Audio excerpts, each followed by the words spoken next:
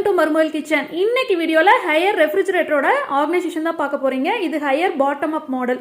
அதாவது கீழே வந்து ஃப்ரீசர் வருது, மேலே ரெஃப்ரிஜரேட்டர் வருது. லாஸ்ட் வீக் பர்ச்சேஸ் பண்ணியிருந்தேன், vlogல ஷேர் பண்ணியிருந்தேன். நிறைய பேர் வந்து இதோட ரிவ்யூ கேட்டிருந்தீங்க, எப்படி ஆர்கனைஸ் பண்ணியிருக்கேன்னு காட்ட சொல்லியிருந்தீங்க. ஸோ இதோட அட்வான்டேஜ் டிஸ்அட்வான்டேஜ், நான் எவ்வளோக்கு பர்ச்சேஸ் பண்ணேன், இப்போ எப்படி ஆர்கனைஸ் பண்ணியிருக்கேன், இது எல்லா டீட்டெயிலுமே வீடியோவில் இருக்கும். வீடியோவை ஸ்கிப் பண்ணாமல் பொறுமையாக கடைசி வரைக்கும் பாருங்கள். இப்போ நம்ம வீடியோக்குள்ளே போகலாம். ஹையர் பாட்டம் அப் ரெஃப்ரிஜரேட்டரில் இது பேசிக் மாடல். இதோட கெப்பாசிட்டி வந்து 256 லிட்டர்ஸ். ரெண்டு கலரில் அவைலபிளாக இருந்தது. ஒன்று வந்து இந்த பிளாக் அண்ட் ரெட் கலர், இன்னொன்று கம்ப்ளீட்டாக கிளாஸ் ஃபினிஷ் இருக்கிறது, மிரர் மாதிரி இருக்கும். நான் இந்த மாடல் செலக்ட் பண்ணேன். ஸோ கீழே ஃப்ரீசர் இருக்குது, மேலே ரெஃப்ரிஜரேட்டர் இருக்குது. அப்படின்ற பட்சத்தில் நம்ம மேலேருந்து எல்லா திங்ஸும் எடுத்துக்கலாம். ஃப்ரீசர் வந்து எனக்கு அவ்வளோவா தேவையில்லை. இதில் வந்து பெரிய அட்வான்டேஜ் என்னென்னா, ஃப்ரீசரை வந்து நம்ம ரெஃப்ரிஜரேட்டராகவும் கன்வெர்ட் பண்ணிக்கலாம். அது எப்படின்னு காட்டுறேன். அது இல்லாமல் நமக்கு ஃப்ரீசர் யூஸ் பண்ண வேண்டாம் அப்படின்ற டைமில் வந்து இது சுவிட்ச் ஆஃப் பண்ணி வச்சுக்கலாம். இதில் வந்து 18:1 ஃபங்க்ஷன் சொல்கிறாங்க. அதாவது நம்ம வேணா ரெஃப்ரிஜரேட்டர் சுவிட்ச் ஆஃப் பண்ணிக்கலாம், இல்லை ஃப்ரீசரை சுவிட்ச் ஆஃப் பண்ணிக்கலாம். ஊருக்கெல்லாம் போகிறோம், திங்ஸ் கம்மியாக இருக்குது அப்படின்னா ரெண்டையுமே ஆஃப் பண்ணிக்கலாம். ஆனால் பவர் ஆனில் இருக்கும், உள்ளே வந்து ஃபங்கஸ்லாம் வராது. இந்த மாதிரி நிறைய ஆப்ஷன்ஸ் இருக்குது. அது எப்படின்றதையும் காட்டுறேன். ஸோ நல்ல பெருசாக இருக்குது. 256 கெப்பாசிட்டி அப்படின்றப்போ ஸ்டோரேஜ் ஸ்பேஸ் வந்து நிறைய இருக்குது. இதோட பேக் சைடில் பார்த்தீங்கன்னா ஃபுல்லாக கவர் பண்ணியிருக்காங்க. நம்மளோட பழைய ரெஃப்ரிஜரேட்டர்லாம் வந்து பின்னாடி சைடு வந்து நம்ம க்ளீன் பண்ண ஒரு நெட்டு மாதிரி இருக்கும். பட் இதில் வந்து பீரோ பேக் சைடில் எப்படி இருக்குமோ அந்த மாதிரி கவர் பண்ணியிருக்காங்க. ஸோ க்ளீனிங் எல்லாம் ஈஸியாக இருக்கும். அது ஒரு பெரிய அட்வான்டேஜ். எம்ஆர்பி வந்து 30,000. நான் ஆஃபரில் பர்ச்சேஸ் பண்ணேன். என்னோட பழைய ரெஃப்ரிஜரேட்டரை வந்து நான் வேர்ல்பூல் யூஸ் பண்ணிருந்தேன். அதை கொடுத்துட்டு இது எடுக்கும்போது எனக்கு 26,500 வந்துச்சு. அதிர்ஷ்வர் எலக்ட்ரானிக்ஸில் பர்ச்சேஸ் பண்ணேன். இப்போ ரெஃப்ரிஜரேட்டரை ஓப்பன் பண்ணி நான் எப்படி ஆர்கனைஸ் பண்ணியிருக்கேன்னு பார்க்கலாம். ஓப்பன் பண்ணுறதுக்கு ஹேண்டில் இல்லை, இந்த மாதிரி கொடுத்துருக்காங்க. ஸோ இதை பிடிச்சி புல் பண்ணணும். ஸோ மேலே ரெஃப்ரிஜரேட்டர் பார்த்தீங்கன்னா நான் இப்படி தான் ஆர்கனைஸ் பண்ணியிருக்கேன். பெருசாக ஆர்கனைசர் அந்த மாதிரிலாம் நான் வாங்கலை. ரொம்ப சிம்பிளாக தான் ஆர்கனைஸ் பண்ணியிருக்கேன். ஸ்டோரேஜுக்கு வந்து அவங்களே ரேக்ஸ் கொடுத்து இந்த மாதிரி டிவைட் பண்ணியிருக்காங்க. வெஜிடபிள் பேஸ்கெட் தனியாக, ஃப்ரூட் பேஸ்கெட் தனியாக. இங்கே வந்து ஒரு ரேக் வருது, 2-3 ரேக்ஸ் வருது. இதில் நாம் எப்படி வந்து அந்த ஸ்பேஸை யூட்டிலைஸ் பண்ணிக்கிறோம் அப்படிங்கிறது தான். இங்கே மேலே வந்துட்டு டைம் செட் பண்ணுறது, டெம்பரேச்சர் செட் பண்ணுறது கொடுத்துருக்காங்க. இது வந்து ஃப்ரீசருக்கான டெம்பரேச்சர் செட் பண்ணுறது, இது ரெஃப்ரிஜரேட்டருக்கான டெம்பரேச்சர் செட் பண்ணுறது. இது இல்லாமல் நம்ம வந்து நான் சொன்ன மாதிரி ஃப்ரீசரை ரெஃப்ரிஜரேட்டராகவும் கன்வெர்ட் பண்ணலாம். இது வந்து ஒரு 3 செகண்ட்ஸுக்கு அழுத்தி பிடிச்சிட்டோம் அப்படின்னா இங்கே வந்து ஒரு சிம்பிள் வரும். இந்த சிம்பிள் வந்துருச்சு அப்படின்னா கீழே ஃப்ரீசர் வந்து ரெஃப்ரிஜரேட்டராக கன்வெர்ட் ஆயிருச்சு. அதோட டெம்பரேச்சர் வந்து 2 டிகிரி சென்டிகிரேட். ஸோ இது வந்து ஃபிக்ஸடு தான். இந்த டெம்பரேச்சரை நம்ம மாற்ற முடியாது. இது ஃப்ரீசர் வந்து ரெஃப்ரிஜரேட்டராக கன்வெர்ட் ஆகிறதுக்கு 30 நிமிஷம் எடுக்கும். 30 நிமிஷத்துக்கு அப்புறம் பார்த்தீங்கன்னா நார்மலான ரெஃப்ரிஜரேட்டராக ஒர்க் ஆக ஆரம்பிச்சிடும். இப்போ வந்து ஃப்ரீசராக இருக்குது, நான் கார்ன் ஸ்டோர் பண்ணியிருக்கேன். ஸோ அது ஃப்ரோசனாக இருக்கணும் அப்படின்றனால நான் இது வந்து ஃப்ரீசராக யூஸ் பண்ணிருக்கேன். இங்கே பெங்களூர் கிளைமேட்டுக்கு ஃப்ரீசர் தேவையில்லை. நான் அவ்வளோவா ஃப்ரீசரில் எதுவுமே வைக்க மாட்டேன். அதுக்காக தான் இந்த ரெஃப்ரிஜரேட்டரே வாங்கினேன். ஸோ எனக்கு வேணுங்கிறப்போ இதை நான் ரெஃப்ரிஜரேட்டராக கன்வெர்ட் பண்ணிப்பேன். எனக்கு திங்ஸே இல்லைன்றப்போ இதை நான் சுவிச் ஆஃப் பண்ணிப்பேன். ஸோ டபுள் டோர் அப்படின்றப்போ EB பில் வந்து ஜாஸ்தியாக வரும் அப்படின்னு நிறைய பேர் கேட்டிருந்தீங்க. நமக்கு வேண்டான்னா இதை சுவிச் ஆஃப் பண்ணி வச்சிடலாம். ஸோ நார்மலாக மேலே இருக்கிற ரெஃப்ரிஜரேட்டர் மட்டும் ஒர்க் பண்ணிக்கலாம். ரெஃப்ரிஜரேட்டர் ஓப்பன் பண்ண உடனே இந்த சிம்பிள் காட்டிட்டு இருக்கு அப்படின்னா கீழே ஃப்ரீசர் வந்து ரெஃப்ரிஜரேட்டராக ஒர்க் ஆகிட்டு இருக்குன்னு அர்த்தம். ஸோ ஓப்பன் பண்ண உடனே இது வரும். ஒரு 10 செகண்ட்ஸ் 30 செகண்ட்ஸ்க்கு மட்டும்தான் இது டிஸ்பிளே ஆகும். அதுக்கப்புறமா ஆஃப் ஆகிடும். ஸோ ஈஸியாக நம்ம வந்து ஃப்ரீசரை ரெஃப்ரிஜரேட்டரை கன்வெர்ட் பண்ணிடலாம். வேண்டாம் அப்படின்றப்போ மறுபடியும் ஒரு 3 செகண்ட்ஸ் ப்ரெஸ் பண்ணோம் அப்படின்னா இது ஆஃப் ஆகிடும். ஸோ இப்போ நார்மலாக அது ஃப்ரீசராக சேஞ்ச் ஆகிடுச்சு. ஸோ இதில் வந்து நிறைய ஃபங்க்ஷன்ஸ் இருக்குது.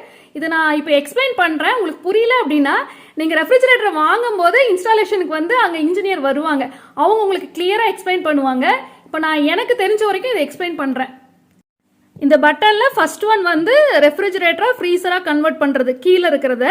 செகண்ட் வந்து எனர்ஜி சேவிங், அதாவது வந்து நமக்கு பவர் சேவிங்னு சொல்லலாம்.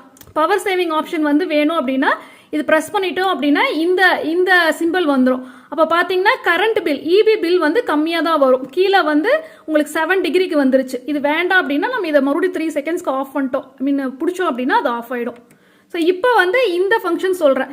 ஃபஸ்ட்டு ரெஃப்ரிஜரேட்டர்னு கொடுத்துருக்கு. இது வந்து நம்ம டெம்பரேச்சர் சேஞ்ச் பண்ணுறது ஃபஸ்ட் ஆப்ஷன். ஸோ 4 டிகிரியிலிருந்து வரும். 2, 3, 4, 5, 6, 7, 12 வரைக்கும் வரும். 3லேருந்து 12 வரைக்கும். செகண்ட் ஆப்ஷன் வந்து ஆஃப்.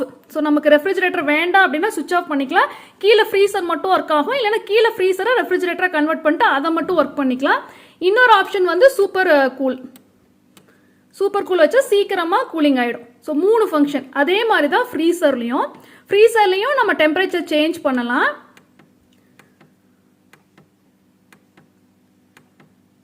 Super freezing of.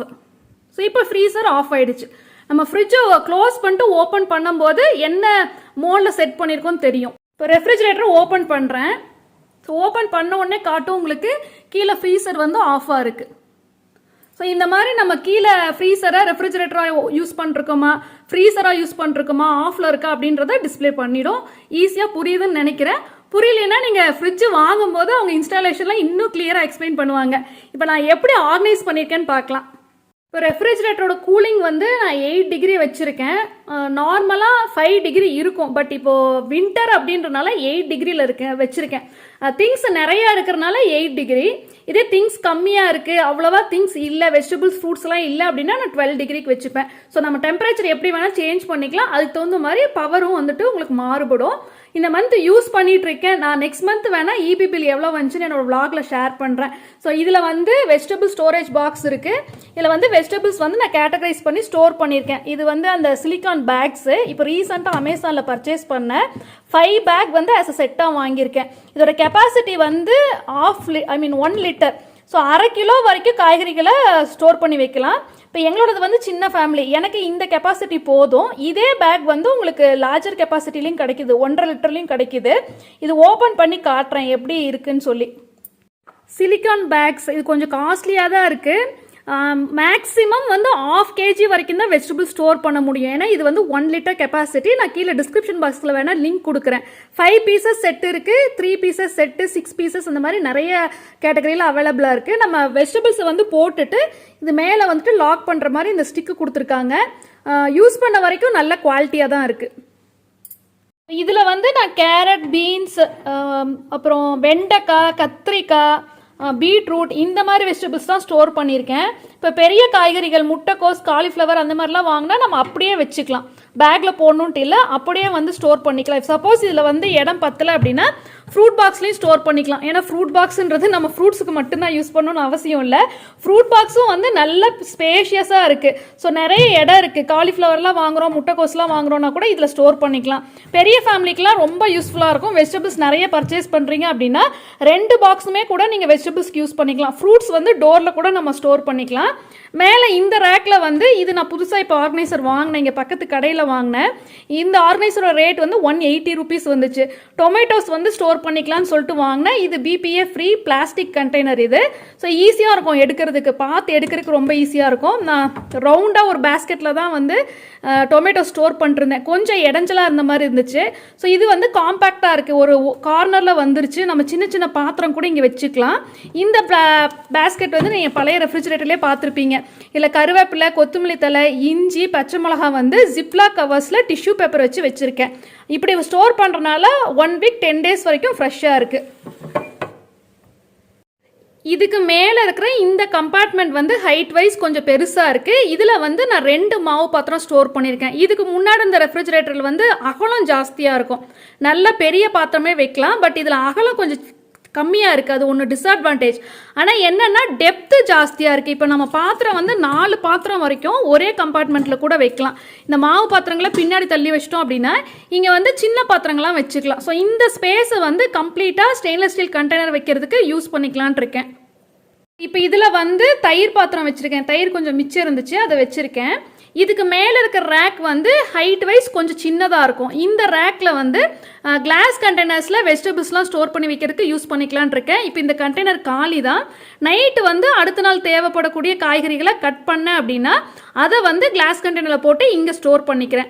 எப்போவுமே தேங்காய் வாங்கிட்டு வந்தோன்னா உடச்சி துருவி இந்த மாதிரி கிளாஸ் கண்டெய்னரில் ஸ்டோர் பண்ணிடுவேன். எங்கள் ஊர் கிளைமேட்டுக்கு ரெஃப்ரிஜரேட்டரில் வச்சாலே நல்லா இருக்குது, கெட்டு போகிறது இல்லை. ஸோ ஒரு தேங்காய் வந்து மேக்ஸிமம் 5 டேஸ்க்குள்ளே நான் யூஸ் பண்ணிடுவேன். நல்ல பெரிய தேங்காயை வாங்கிட்டு வந்து துருவி வச்சிட்டோம் அப்படின்னா டக்குன்னு எடுத்து சமைக்கிறதுக்கு ஈஸியாக இருக்கும். ஸோ இந்த கண்டெய்னரில் இப்போ வந்து வெஜிடபிள் ஸ்டோர் பண்ணுறேன், நைட்டு ஸ்டோர் பண்ணுறேன்னா காலையில் எடுத்து யூஸ் பண்ணிடுவேன். இந்த 2 கிளாஸ் கண்டெய்னர் ஒயிட் கேப்போடு இருக்கிற இந்த கண்டெய்னர் வந்து நான் அமேசானில் வாங்கினது ஆஸ் அ செட்டாக, இப்போ அவுட் ஆஃப் ஸ்டாக். இது வந்து நான் ஹோம் சென்டரில் பர்ச்சேஸ் பண்ணது. இந்த கண்டெய்னரில் வந்து கோதுமை மாவு கொஞ்சம் மிச்சம் இருக்குது, அதை வந்து ஸ்டோர் பண்ணியிருக்கேன். ஸோ மேலே இருக்கிறது பார்த்திங்கன்னா டெய்லி எடுத்து வைக்கிற மாதிரியான பொருட்கள்லாம் வச்சுக்கலான் இருக்கேன். இதில் மாவு பாத்திரம், ஸ்டெயின்லெஸ் ஸ்டீல் பாத்திரம்லாம். இது வந்து தக்காளி, இந்த கருவேப்பிலை, கொத்தமல்லி தலை அப்படி. So fruit box, vegetable box. So இந்த மாதிரி தான் ஆர்கனைஸ் பண்ணியிருக்கேன். இந்த கிளாஸ் கண்டெய்னர்ஸ் உங்களுக்கு காட்டணும் அப்படின்றதுக்காக இப்போ எம்டியாக வச்சு காட்டியிருக்கேன். மற்றபடி எம்டி கண்டெய்னர்ஸ் வந்து நான் ரெஃப்ரிஜரேட்டரில் வைக்க மாட்டேன், அந்த மாதிரி நினச்சிக்காதீங்க. இப்போ வந்து டோரில் எப்படி ஆர்கனைஸ் பண்ணியிருக்கேன்னு பார்க்கலாம். மேலே இருக்கிற இந்த எக்கு ட்ரே வந்து 8 எக்ஸ் வைக்கலாம். இந்த ட்ரே வந்து ரெஃப்ரிஜரேட்டரோட வந்தது. இந்த சைடில் இருக்கிற இந்த ஸ்பேஸில் வந்து நான் சீஸ், பட்டர் அதெல்லாம் ஸ்டோர் பண்ணியிருக்கேன். செகண்ட் ரேக்கில் வந்து ஒரு சைடு ஃபுல்லாக மெடிசின்ஸ் இருக்குது. விளாக்லேயே கேட்டிருந்தீங்க. இந்த மெடிசின்ஸ் வந்து கோவிட் சிச்சுவேஷன் அப்போ ஜீவனுக்காக பர்ச்சேஸ் பண்ணது, எமர்ஜென்சிக்கு வேணும் அப்படின்ட்டு. ரெஃப்ரிஜரேட்டரில் மெடிசின் ஸ்டோர் பண்ணலாம், என்ன மாதிரி மெடிசின்ஸ்லாம் ஸ்டோர் பண்ணலான்னு சொல்லி நான் ஒரு வீடியோ போஸ்ட் பண்ணியிருக்கேன். நான் ஒரு ஃபார்மசி கிராஜுவேட். ஸோ என்ன மாதிரி மெடிசின்ஸ்லாம் வந்து நாம் யூஸ் பண்ணலாம், ரெஃப்ரிஜரேட்டரில் வச்சு யூஸ் பண்ணலான்னு எனக்கு தெரியும். ஐ மீன் ப்ரிஸ்கிரிப்ஷன் இல்லாமல் என்ன மாதிரி மெடிசின்ஸ்லாம் வச்சுக்கலான்னு எனக்கு தெரியும். ஸோ இதில் பார்த்தீங்கன்னா மோஸ்ட்லி காஃப் சிரப், கோல்டுக்கு, ஃபீவருக்கு, எமர்ஜென்சிக்கு கொடுக்கக்கூடிய மெடிசின்ஸ் மட்டும்தான் இருக்கும். மற்றபடி ப்ரிஸ்கிரிப்ஷன் இல்லாமல் யூஸ் பண்ணுற மெடிசின்ஸ் எதுவுமே நான் ஸ்டோர் பண்ண மாட்டேன். இந்த பக்கம் சைடு வந்து நட்ஸ் எல்லாம் ஸ்டோர் பண்ணியிருக்கேன். இது எல்லாமே BPA free plastic containers. Nuts வந்து இந்த மாதிரி ஏர்டைட்டான கண்டெய்னரில் நம்ம ரெஃப்ரிஜரேட்டரில் ஸ்டோர் பண்ணும்போது ரொம்ப நாளைக்கு ஃப்ரெஷ்ஷாக இருக்கும். ஸோ அதனால் ஸ்டோர் பண்ணியிருக்கேன். மற்றபடி கிராசரிஸ் எதுவுமே நான் ரெஃப்ரிஜரேட்டரில் வைக்க மாட்டேன். இதில் பார்த்தீங்கன்னா முந்திரி பருப்பு, பாதாம், இதில் வந்து வால்நட் இருக்கும், ஏலக்காய், ட்ரை கிரேப்ஸ், இது வந்து கசூரி மேத்தி லீவ்ஸ். இது வந்து ரோஸ்ட் பண்ணிவிட்டு, ஐ மீன் ட்ரையாக வந்து வறுத்துட்டு இந்த மாதிரி கண்டெய்னரில் ஸ்டோர் பண்ணிட்டோம் அப்படின்னா ரொம்ப நாளைக்கு நல்லாயிருக்கும். ஸோ இது வந்து செகண்ட் ரேக்கில். தேர்ட் ரேக்கில் வந்து ஹைட் வைஸ் கொஞ்சம் நல்லா பெருசாக இருக்கும். மில்க் வந்து நான் எப்போவுமே பாட்டிலில் தான் ஸ்டோர் பண்ணுவேன். இதை வந்து ஒரு பாத்திரத்தில் நம்ம ஊற்றி வச்சோம் அப்படின்னா இங்கே வந்து நிறைய ஸ்பேஸ் ஆக்குப்பை பண்ணும். அப்படின்றனால நான் பால் வாங்கிட்டு வந்து காய்ச்சின உடனே யூஸ் பண்ணது போக மிச்சம் வந்து கிளாஸ் பாட்டிலில் ஸ்டோர் பண்ணிடுவேன். எவ்வளோ தேவையோ அதை மட்டும் எடுத்து யூஸ் பண்ணிக்கலாம். ஸோ இந்த ரேக் வந்து எப்போவுமே இந்த மாதிரி juice bottle, water bottle store பண்ணுறதுக்கு யூஸ் பண்ணிக்கலான் இருக்கேன். லெமன் வாங்கிட்டு வந்த உடனே ஸ்க்வீஸ் பண்ணி இந்த மாதிரி கிளாஸ் கிட்ட எல்லாம் ஸ்டோர் பண்ணிடுவேன். டெய்லி லெமன் டீ எடுப்பேன் அதுக்காக. ஸோ மேக்ஸிமம் 1 வீக் வரைக்கும் நம்ம லெமன் இந்த மாதிரி யூஸ் பண்ணலாம்.